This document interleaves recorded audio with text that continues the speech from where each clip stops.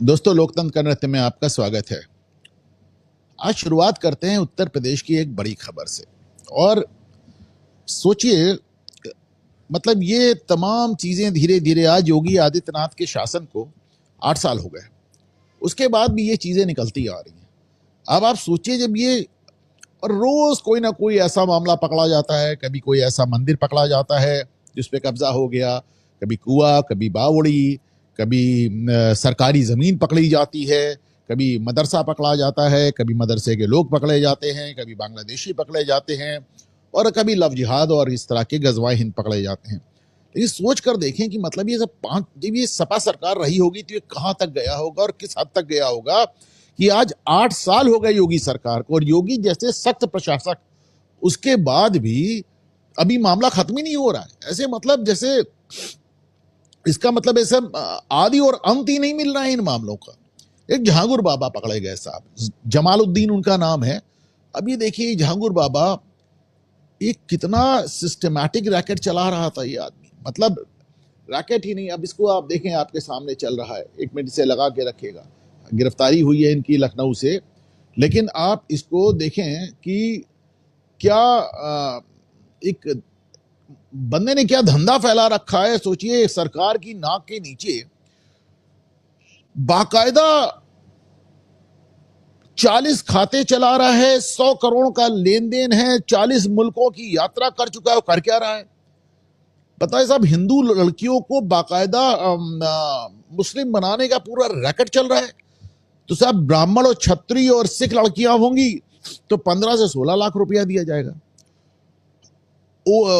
OBC लड़कियां होंगी तो 10 से 12 लाख रुपया दिया जाएगा। बाकी जातियों की होंगी तो 8 से 10 लाख रुपया बाकायदा रेट लगा रखा है इन्होंने लड़कियों का, हिंदू लड़कियों का। आप सोच कर देखें कि मुझे, देखिए, बाकी प्रॉब्लम मुझे नहीं है। प्रॉब्लम क्या है?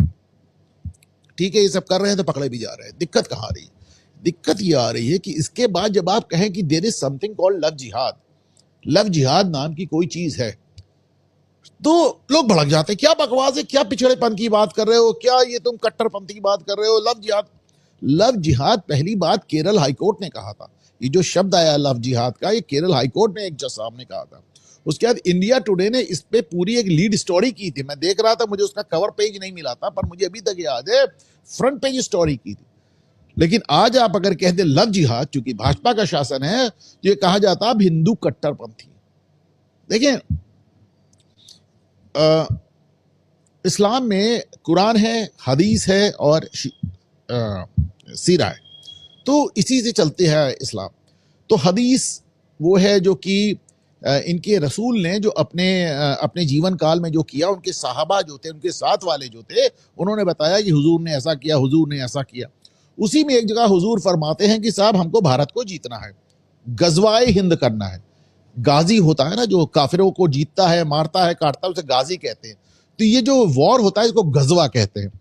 तो गजवाए हिंद करना है साहब, वो आज तक सबके फितूर दिमाग में घुसा हुआ है। गजवाए हिंद करना है, गजवाए हिंद करना है। पूरे खित्ते को, पूरे इलाके को इस्लामीकरण करना है इसका।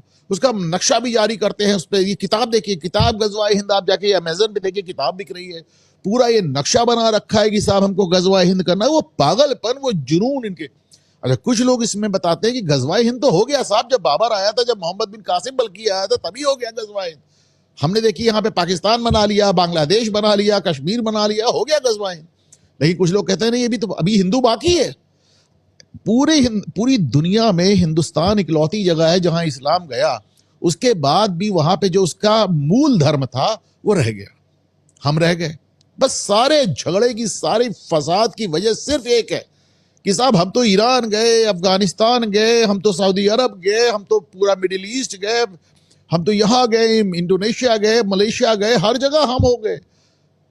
आप अभी तक बाकी क्यों हैं? सारी नाराजगी इस बात की है। और ये मतलब मुझे कहने में कोई जिसे कहना चाहिए गुरेज नहीं है, कोई संकोच नहीं है।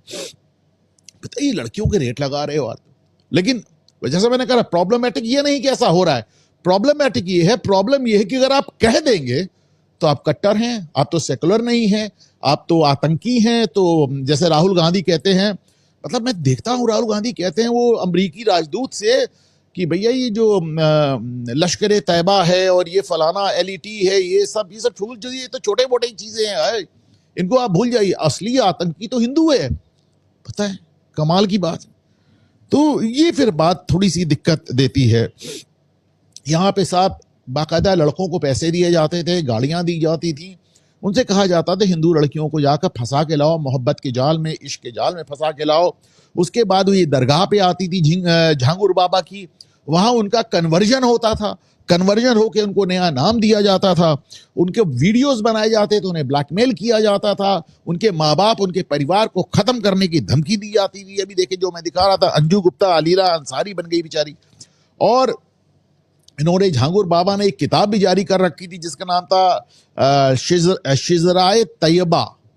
तो उसमें पूरा बताया जाता था कि कैसे कन्वर्जन करना है।